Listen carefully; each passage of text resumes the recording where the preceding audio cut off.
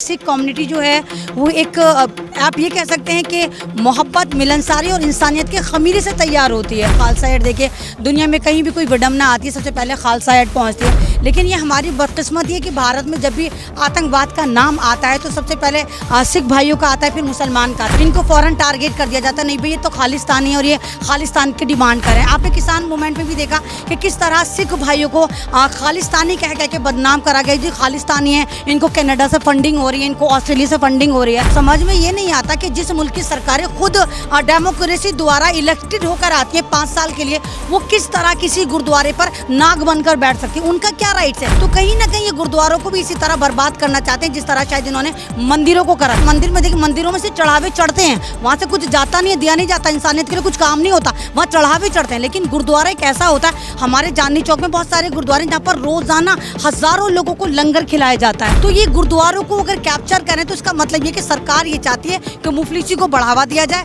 और गुरुद्वारों द्वारा जो ये मदद करी जा रही है, इस मदद को खत्म करके गुरुद्वारों को कैप्चर कर लिया जाए। सुप्रीम कोर्ट का तो इस वक्त मुझे नहीं लगता कि कोई अस्तित्व बचा है। आप सुप्रीम कोर्ट देखिए, आप हाई कोर्ट देखिए, ये लोग फैसले भी अगर देती तो सरकार फैसले मानती कौन सा है? कि किसान मूवमेंट में खाली उत्तर प्रदेश के किसान बैठते, यूं मिनटों में भगा देती सरकार, क्योंकि पंजाब के किसान बैठे थे, इसलिए सरकार उसको नहीं हटा पाई। उनको मालूम था कि भारत का सबसे मजबूत किसान पंजाब का, सबसे वफादार किसान पंजाब का, और पंजाब के जो सिख ब्रादर हैं वो कुर्बान होने के लिए ही हैं। उन्होंने पीछे नहीं हटना था, उन्होंने आगे ही रहना था। इसीलिए किसान मूवमेंट कामयाब रहा, क्योंकि पंजाब इसमें इन्वॉल्व था। क्योंकि सुप्रीम कोर्ट पर भी ये जो बीजेपी है, आरएसएस कुंडली मारकर नाग बनकर बैठ चुकी है। सुप्रीम कोर्ट के आप जजों को देखिए कि इन लोगों को मंत्री बना दिया जाता है, इनको मतलब इनको पूरी रियायत दी जाती है। तो ये लोग तो खुद कहीं ना कहीं दबाव में और लालच में काम करते हैं। अभी आपने शायद बिल्किस बानो का भी देखा, गुजरात में भी आपने देखा कि बिल्किस बानो जिसको सामूहिक बलात्कार 12-15 लोगों ने करा, उनको छोड़ दिया जाता है, कह दिया जाता है कि नहीं तो संस्कारी हैं। तो बीजेपी ने तो डेफिनेशन ही चेंज कर दी, इन्होंने बलात्कारी का दूसरा नाम संस्कार रख दिया।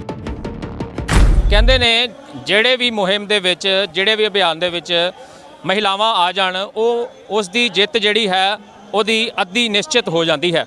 ਕੁਛ ਅਜਿਹਾ ਹੀ ਅੱਜ ਅੰਮ੍ਰਿਤਸਰ ਵਿੱਚ ਵੇਖਣ ਨੂੰ ਮਿਲ ਰਿਹਾ ਹੈ। ਅੰਮ੍ਰਿਤਸਰ ਦੇ ਵਿੱਚ ਜਮਹੂਰੀਅਤ ਨੂੰ ਲੈ ਕੇ ਇੱਕ ਵੱਡੀ ਜਿਹੜੀ ਹੈ ਉਹ ਸਭਾ ਕੀਤੀ ਜਾ ਰਹੀ ਹੈ ਹੈਰੀਟੇਜ ਵਾਕ ਦੇ ਉੱਤੇ। ਉੱਥੇ ਸਾਡੇ ਨਾਲ ਐਮਨ ਜੀ ਮੌਜੂਦ ਨੇ, ਜਿਹੜੇ ਕਿ ਦਿੱਲੀ ਤੋਂ ਆਏ ਨੇ। ਉਹਨਾਂ ਨਾਲ ਗੱਲਬਾਤ ਕਰਕੇ ਜਾਣਦੇ ਆ ਕਿ ਕਿਹੜੇ ਹੱਕਾਂ ਦੀ ਉਹ ਗੱਲ ਅੱਜ ਕਰਨ ਆਏ ਨੇ ਔਰ ਕਿਹੜੇ ਹੱਕ ਜਿਹੜੇ ਨੇ ਅੱਜ तक ਉਹ ਹਾਸਲ नहीं हो सके। हाँ जी, गलबात करके जानते हैं। हाँ जी, स्वागत है जी। हाँ, थैंक यू भैया। आप कहाँ से आए हैं, क्या नाम है आपका, क्यों आए हैं यहाँ? मेरा नाम ऐमन रिजवी है और मैं एक सामाजिक कार्यकर्ता हूँ और दिल्ली से आई हूँ।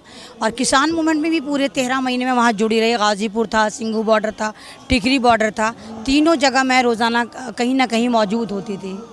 तो आज मुझे फुरकान साहब ने बुलाया, फुरकान कुरैशी साहब ने, यहाँ पर कि गुरुद्वारों में कोई इशू चल रहा है, इलेक्शन नहीं हो रहा है और डेमोक्रेसी ख़तरे में है। तो इस वजह से मैं दिल्ली से यहाँ पर इस प्रोग्राम में शिरकत करने आई थी। आप एक सोशल एक्टिविस्ट हैं, आपको क्या लगता है यहाँ पे, आप यहाँ पे आए हैं, क्या फील किया आपने? क्योंकि आप बोल रहे हैं कि आप 13 महीने आप उस किसानी आंदोलन में भी रहे हैं, तो यहाँ पे आके क्या फील किया? यहाँ आकर पहले तो मुझे बहुत अच्छा लगा कि एक भाईचारा और मिलनसारी मुझे अपनी सिख कम्युनिटी में देखने को मिली, जो मुझे दिल्ली में देखने को नहीं मिलती। मैं झूठ नहीं बोलूँगी, क्योंकि वहाँ सतरंगी कल्चर के लोग रहते हैं और सतरंगी मिजाज हैं, तो उनकी फितरत भी सतरंगी है। ना मालूम कौन किस बेस में आपकी कहाँ पर जड़ें काट रहा है। लेकिन क्योंकि सिख कम्युनिटी जो है वो एक आप ये कह सकते हैं कि मोहब्बत, मिलनसारी और इंसानियत के खमीरे से तैयार होती है, मददगार होती है, हर जगह मदद करने पहुंच जाते हैं। आप खालसा एड देखिए, दुनिया में कहीं भी कोई विडम्बना आती है सबसे पहले खालसा एड पहुंचती है। लेकिन ये हमारी बदकिस्मती है कि भारत में जब भी आतंकवाद का नाम आता है तो सबसे पहले सिख भाइयों का आता है, फिर मुसलमान का आता है। सिख कुछ करें ना करें, इनको फ़ौरन टारगेट कर दिया जाता है, नहीं भाई ये तो खालिस्तानी है और ये खालिस्तान की डिमांड करें। आपने किसान मूवमेंट में भी देखा कि किस तरह सिख भाइयों को खालिस्तानी कह के बदनाम करा गया, जी खालिस्तानी है, इनको कनाडा से फंडिंग हो रही है, इनको ऑस्ट्रेलिया से फंडिंग हो रही है। तो ये सारे ड्रामे हैं। और जिस तरह अभी मुझे यहाँ पर आकर पता चला कि गुरुद्वारे की जो कमेटी होती है वो 12 साल से इलेक्शन नहीं हुए, तो समझ में ये नहीं आता कि जिस मुल्क की सरकारें खुद डेमोक्रेसी द्वारा इलेक्टेड होकर आती हैं 5 साल के लिए, वो किस तरह किसी गुरुद्वारे पर नाग बनकर बैठ सकती है। उनका क्या राइट्स है? गुरुद्वारे सरकार के अंडर में तो नहीं आते, क्यों नहीं इलेक्शन होने दे रहे? तो कहीं ना कहीं ये गुरुद्वारों को भी इसी तरह बर्बाद करना चाहते हैं जिस तरह शायद इन्होंने मंदिरों को करा। ये मुझे अपना करना मुझे अपना ऐसा लगता है, मुझे नहीं मालूम कहाँ तक ये सही है, क्योंकि जिस तरह आप मंदिर में देखिए, मंदिरों में से चढ़ावे चढ़ते हैं, वहाँ से कुछ जाता नहीं है, दिया नहीं जाता, इंसानियत के लिए कुछ काम नहीं होता, वहाँ चढ़ावे चढ़ते हैं। लेकिन गुरुद्वारा एक ऐसा होता है, हमारे चांदनी चौक में बहुत सारे गुरुद्वारे जहाँ पर रोज़ाना हज़ारों लोगों को लंगर खिलाया जाता है, तो गुरुद्वारे द्वारा तो लोगों की मदद करी जाती है, फ्री में खाना दिलाया जाता है। तो ये गुरुद्वारों को अगर कैप्चर करें तो इसका मतलब ये कि सरकार ये चाहती है कि मुफलिसी को बढ़ावा दिया जाए और गुरुद्वारों द्वारा जो ये मदद करी जा रही है, इस मदद को ख़त्म करके गुरुद्वारों को कैप्चर कर लिया जाए। इसकी नोटिफिकेशन जो है वो सेंटर से दी जानी है। सुप्रीम कोर्ट ने हालांकि इंस्ट्रक्ट कर दिया है कि इलेक्शंस होने चाहिए, फिर भी नहीं हो रहे। क्या समझते इसमें सेंटर, और इसकी बात कही जा रही है स्टेट गवर्नमेंट की, जो पहले जो इन पे एसजीपीसी के साथ जो पार्टी इन्वॉल्व है वो साथ में मिलके ये काम करवा रही है। आप क्या समझते, सारे सिनेरियो को कैसे देखते हैं? देखिए, सुप्रीम कोर्ट का तो इस वक्त मुझे नहीं लगता कि कोई अस्तित्व बचा है। आप सुप्रीम कोर्ट देखिए, आप हाई कोर्ट देखिए, ये लोग फैसले भी अगर देती तो सरकार फैसले मानती कौन सा है? नहीं मानती, कोई ना कोई पेंच अड़ाकर फिर उसमें पेंडिंग में फंसा देती है उसको।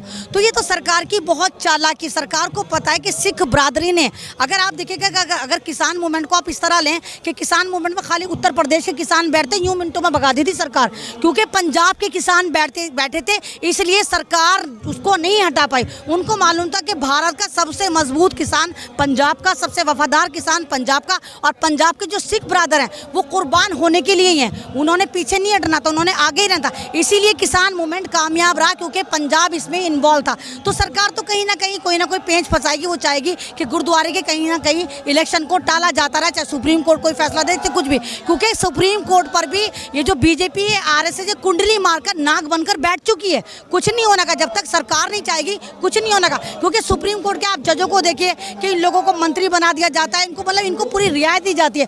तो ये लोग तो खुद कहीं ना कहीं दबाव में और लालच में काम करते हैं। आपको शायद पता हो कि पिछले साल भारत के 4 चीफ ऑफ जस्टिस ने कहा कि भारत की डेमोक्रेसी और भारत का जुडिशल जो है वो खतरे में है। तो उन्होंने देख के तो कहा कि फैसले जो हैं वो पूरे के पूरे इनके प्रेशर में आके दी जा रहा है। अमीरों के लिए अच्छे फैसले दिए जा रहे हैं, गरीबों को जेल हो जाती है, कोई भी मजदूर हो, कोई किसान हो, कोई जवान हो और महिला, उन लोगों को जेल में डाल दिया जाता है। अभी आपने शायद बिल्किस बानो का भी देखा, गुजरात में भी आपने देखा कि बिल्किस बानो जिसको सामूहिक बलात्कार 12-15 लोगों ने करा, उनको छोड़ दिया जाता है, कह दिया जाता है कि नहीं तो संस्कारी हैं। तो बीजेपी ने तो डेफिनेशन ही चेंज कर दी, इन्होंने बलात्कारी का दूसरा नाम संस्कार रख दिया कि जो बलात्कार करेगा वो संस्कारी है। तो बीजेपी सरकार से तमाम भारतीयों को लड़ना होगा। और ये जो चुनिंदा सरकार है, ये कोई हिटलरशाही तो है नहीं, 5 साल के लिए चुनकर आई थी, तो 5 साल में चुन के आने के बाद जो इन्होंने सारे गपड़ घोट कर रखे हैं, खरीदो खरीद फरीद कर रखे हैं, अगर कोई भी इनके खिलाफ कुछ बोलता है तो ईडी के छापे मार देते हैं, इनके दामाद भाग जाते हैं, ईडी सीडी लगा देते हैं। तो तमाम लोगों को एक साथ आना चाहिए, ये ना देखे तू हिंदू, तू मुसलमान, तू सरदार, तू ईसाई, नहीं।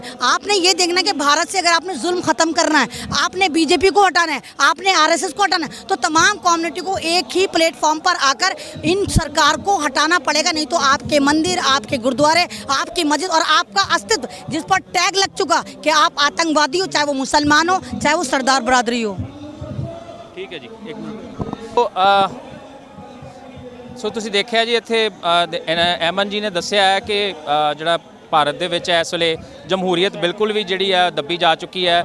ਈਡੀ ਦੇ ਜਿਹੜੇ ਹੈ ਉਹ ਛਾਪੇ ਪਾਏ ਜਾ ਰਹੇ ਹਨ, ਜੇ ਕੋਈ ਬੋਲਦਾ ਤਾਂ ਉਹਦਾ ਨਾਮ ਜਿਹੜਾ ਹੈ ਉਹ ਈਡੀ ਦੇ ਵਿੱਚ ਲਿਖਾ ਦਿੱਤਾ ਜਾਂਦਾ ਹੈ ਔਰ ਜਿਹੜਾ ਜੁਡੀਸ਼ਰੀ ਹੈ ਉਸ ਨੂੰ ਜਿਹੜਾ ਆਪਣੇ ਹੱਥ ਵਿੱਚ ਲੈ ਲਿੱਤਾ ਗਿਆ। ਉਹਨਾਂ ਨੇ ਕਿਹਾ ਕਿ ਪਿੱਛੇ ਥੋੜੀ ਦੇਰ ਪਹਿਲੇ ਕੁਝ ਚੀਫ ਜਸਟਿਸ ਨੇ ਵੀ ਇਹ ਖੁਦ ਜਿਹੜਾ ਆ ਕੇ ਕਿਹਾ ਕਿ ਇੰਡੀਆ ਦੇ ਵਿੱਚ ਜਿਹੜੀ ਡੈਮੋਕ੍ਰੇਸੀ ਹੈ ਉਹ ਖਤਰੇ ਦੇ ਵਿੱਚ ਹੈ।